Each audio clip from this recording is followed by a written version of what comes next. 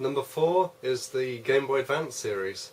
There was 3 different types: the original Game Boy Advance, the Game Boy Advance SP, and last but not least the Game Boy Micro, with its incredibly clear backlit screen. There was hundreds of great games released for the GBA. I've got a selection of them here. As you can see in the background, lots of fantastic games. It's kind of like a handheld SNES in a way.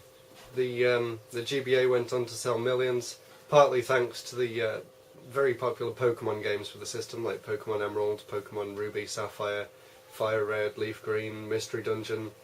There's too many to name, the list goes on and on, but they really are good games, and the systems are fantastic. It also had a lot of ports of Super Nintendo games, like the Super Mario series. There was Mario World, Yoshi's Island, all sorts of fantastic games like that. Breath of Fire, that's another one. The RPGs on the system are very good. There's such as Golden Sun. I'm sure you all heard of that, and its sequel, Golden Sun: The Lost Age. Very, very popular games for their time. There's recently been a new one on the DS, which is just as good, so definitely get that. And of course, Nintendo's own franchises, such as Zelda. There was a fantastic original Zelda game called Minish Cap, where Link has to shrink and grow to solve puzzles.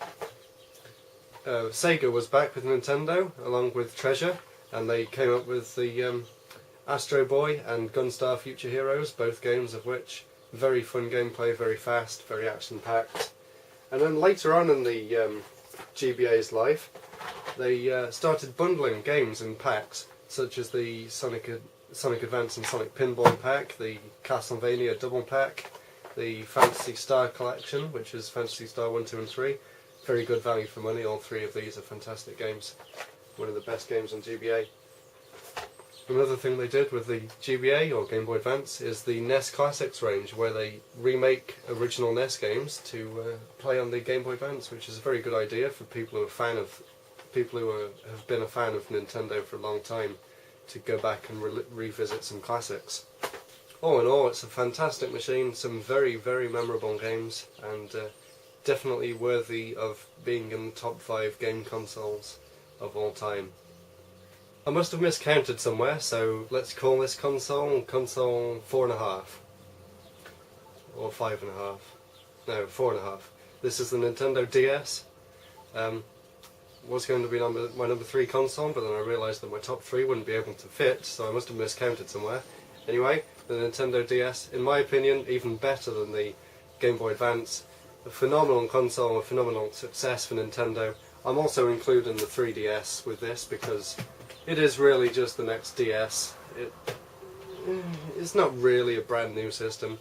It plays DS games, all that. Amazing console.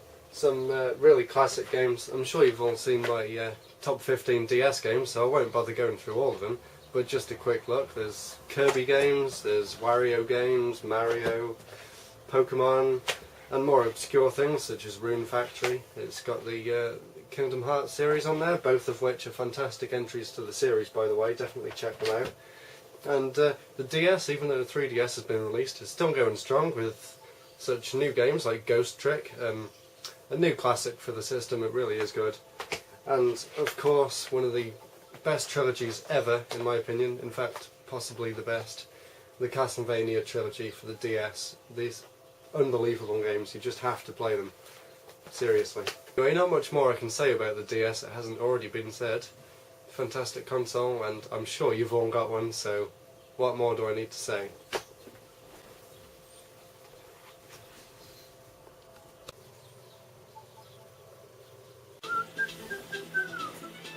Number 3 is the Nintendo 64. A brilliant console. Was sort of overshadowed by the PlayStation 1 at the time, but really fantastic. Has some really original games such as Diddy Kong Racing here, Mario Kart.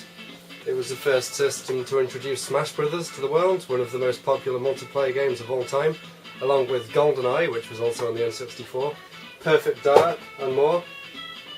Rareware, or Rare as they're known, was one of the best developers for the N64, and one of the reasons why it became so popular with such classics like Banjo-Kazooie, Jet Force Gemini, etc.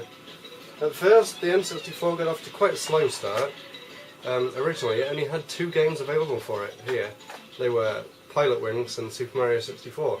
Both brilliant games, and I'm sure they tided gamers over well until the next wave of games came out, like Diddy Kong Racing, etc. Mario 64, an absolute classic game, been remade on the DS, you can get it on the Wii.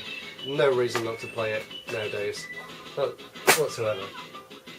The N64 marked the first time many of Nintendo's classic games were seen in 3D, such as Yoshi with Yoshi's Story. Some say it's not quite as good as a SNES game, but I agree, it's not quite as good, but it's definitely an excellent game.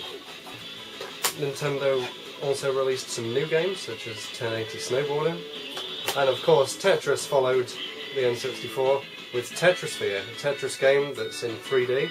You move around on a circle, and very good game, excellent soundtrack as well. It's also home to some quirky original games, such as Space Station Silicon Valley, which is a very strange game where you would control a computer chip and you can jump inside different creatures and complete the levels by changing into different animals. Very good game.